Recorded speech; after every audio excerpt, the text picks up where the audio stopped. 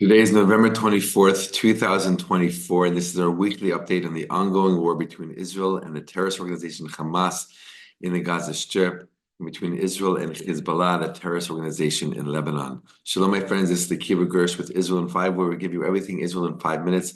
Please like and subscribe, and if you have any questions, want to keep the conversation going, please do so below in the comments. Part of the leading news of these past few days and this past week include the very, very recent news. Just today, actually, we found out that there was a Chabad Rabbi, a rabbi of the Lubavitch movement, the Hasidic movement Lubavitch, otherwise known as Chabad, that was kidnapped and killed in Abu Dhabi. He has been there for many years doing incredible Jewish outreach work, interfaith work, outreach work between all kinds of people, and he was kidnapped. We found this out just last night after Shabbat. As those who keep Shabbat and don't use their phones, don't use technology, open up the news, they found out that this rabbi was missing. News then later came in that he was most likely kidnapped. News after that, this morning came in that there was a body identified or a body found and that they were identifying it. And after that, unfortunately, it was confirmed that this was the body of this rabbi.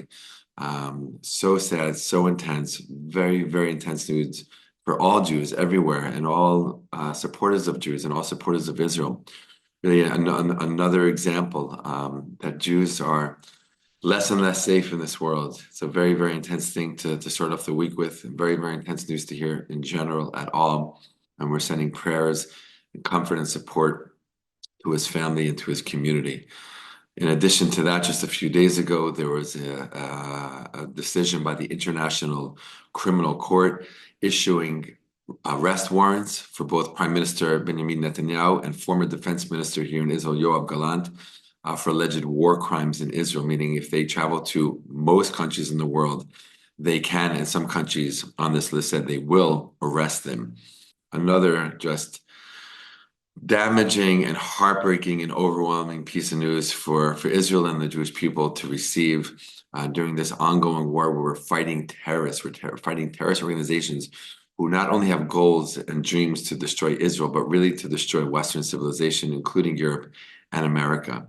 So it's a real, I mean, more than unfortunate thing to hear.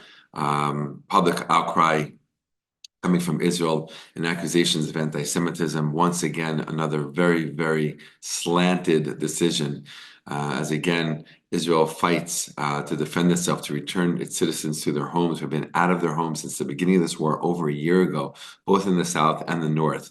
And in the middle of all of this, as we're fighting terrorists in Gaza, fighting terrorists in Lebanon, we get this news that our leading officials have been issued arrest warrants, if they dare, so to speak, show up in many of these countries that appear on this list. America, our good friend, is fighting this and is planning a strong response with Israel. Incoming President Trump has already responded to this, saying that they'll most likely place sanctions on the ICC, the International Criminal Court.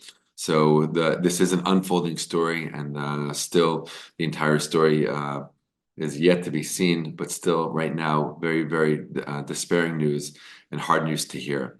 Amongst all of this, the war continues both in Gaza and in Lebanon.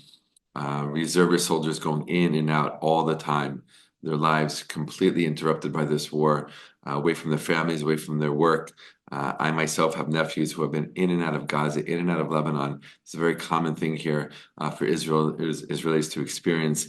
And this war keeps going. Israel is pushing further and further, deeper and deeper into Lebanon, hitting more and more areas of Beirut specifically, as Hezbollah tries to hide in new areas of the city that it has not hidden in before. And the two ultimate goals are to destroy the ability of both Hamas and Hezbollah to ever harm Israel again, and also to return the civilians, tens of thousands, if not more than 100,000 civilians, both in the north and in the south, still over a year later out of their homes, their communities that either don't exist anymore because they've been so damaged, or are like ghost towns with their homes waiting for the residents to return. So that's a big part of the war plan, and the fighting continues Unfortunately, people continue to get injured and killed. This past week, we saw Israeli civilians and soldiers getting killed. Soldiers, of course, in the battle, and civilians being killed by the rocket attacks that do not cease every single day. Dozens and dozens of rockets are shot at Israel from Hezbollah. And this is what Israel is fighting for. And while we have made incredible gains and have succeeded in many incredible ways, it's not over. And that's why this war, unfortunately, needs to continue. Israelis don't want war. We want peace. And we've made that very clear for decades now. Our enemies want war, and that's the main thing that they want. And so we will continue to fight until this war is over on our own terms. As always, appreciating and feeling your support, your prayers for Israel, and always, as always, sending out our prayers and support and love for the soldiers fighting on the front lines, for the hostages, and for all the families who are dealing with this in a very, very direct and challenging way. All the best, and be well.